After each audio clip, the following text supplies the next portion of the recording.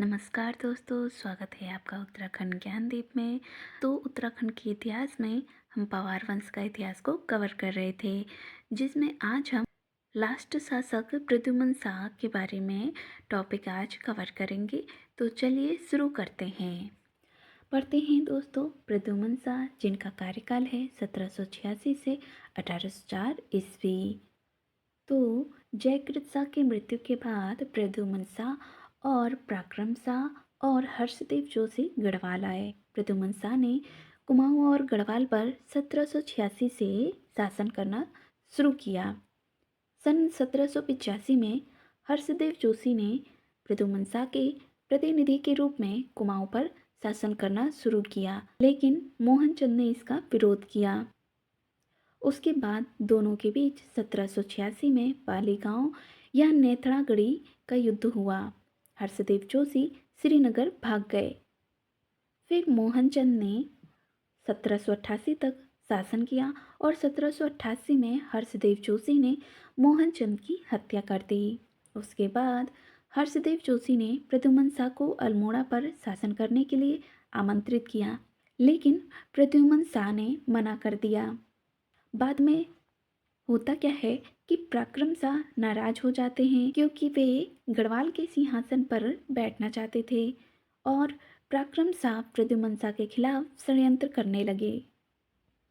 आगे पढ़ते हैं। मौला राम ने अपने ग्रंथ गढ़ गीता संग्राम या गढ़िका नाटक में पराक्रम शाह की काली करतूतों का पर्दाफाश किया है। दोस्तों मोस्ट इम्पोर्टेंट है, उत्तराखंड के एग्जाम में पूछा भी गया है कि गढ़ गीता संग्राम या फिर गढ़िका नाटक की रचना किसने की है, तो मौला राम ने। आगे बढ़ते हैं।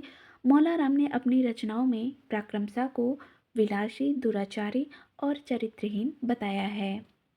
पराक्रम शाह ने मौला राम की घड़ी का जागीर छीन ली थी। पराक्रम शाह ने प्रद्युम्न शाह के मंत्रियों, खंडूरी भाइयों और रामाधरणी की हत्या करवा दी थी। उसके बाद ही पराक्रम शाह ने प्रद्युम्न शाह को बंदी बना लिया और प्रद्युम्न शाह के पुत्र सुदर्शन शाह के साथ उसका युद्ध हुआ था।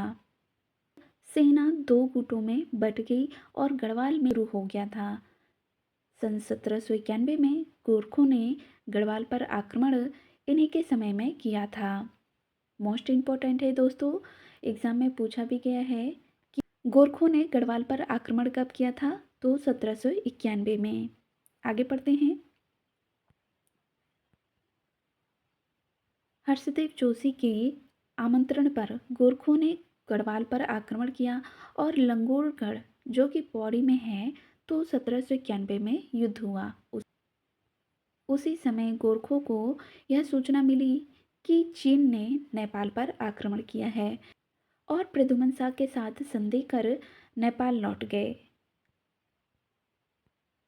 इम्पोर्टेंट है दोस्तों, पढ़ते हैं। लंगूरगढ़ की संधि 1791 में हुई, जिसमें गढ़वाल की ओर से धरणीधर खंडूरी ने हिस्सा लिया था। प्रद्युम्न शाह ने इस संधि के तहत गोरखों को प्रति वर्ष 25,000 रुपये देना स्वीकार किया। सन 1803 में गढ़वाल में भयंकर भूकंप आया, जिससे वहां 80% जनता मर गई। इस स्थिति का लाभ उठाकर गोरखों ने सेनापति हस्तिदल चौतरिया अमर सिंह थापा के नेतृत्व में गढ़वाल पर आक्रमण कर दिया था। और दोस्तों 1803 में ही अजयपाल का महल ध्वस्त हो जाता है। अजयपाल का महल ध्वस्त हो जाता है।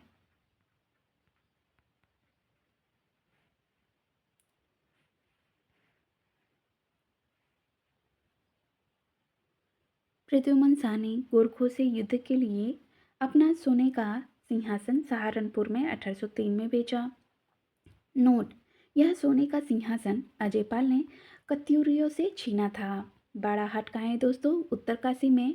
तो बाड़ाहाट में प्रद्युम्न शाह और गोरखों के बीच हुआ। इस युद्ध में गोरखा विजयी हुए। चंबा का युद्ध या फिर इसे जमुआ के युद्ध में भी गोरखा विजयी हुए थे।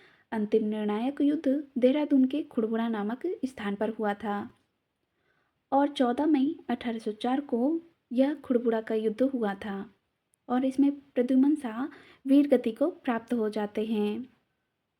मोस्ट इम्पोर्टेंट है दोस्तों, उत्तराखंड के एग्जाम में पूछा भी गया है कि खुड़बुड़ा का युद्ध कब हुआ था और किन के बीच हुआ था, और ये खुड़बुड़ा नामक स्थान है कहाँ, तो देहरादून में। आगे पढ़ते हैं। प्रद्युम्न शाह गोरखा कुंवर रंजीत की गोली लगने से मरे थे। गोरखों ने प्रद्युम्न शाह का अंतिम संस्कार हरिद्वार में किया।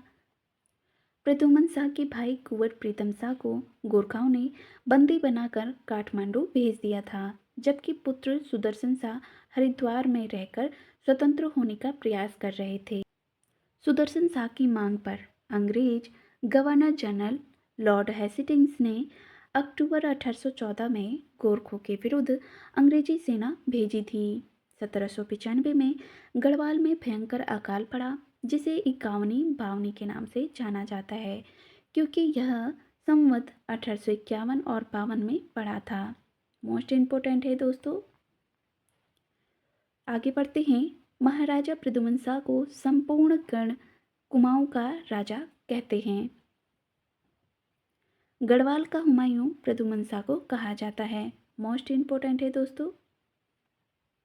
आगे बढ़ते हैं।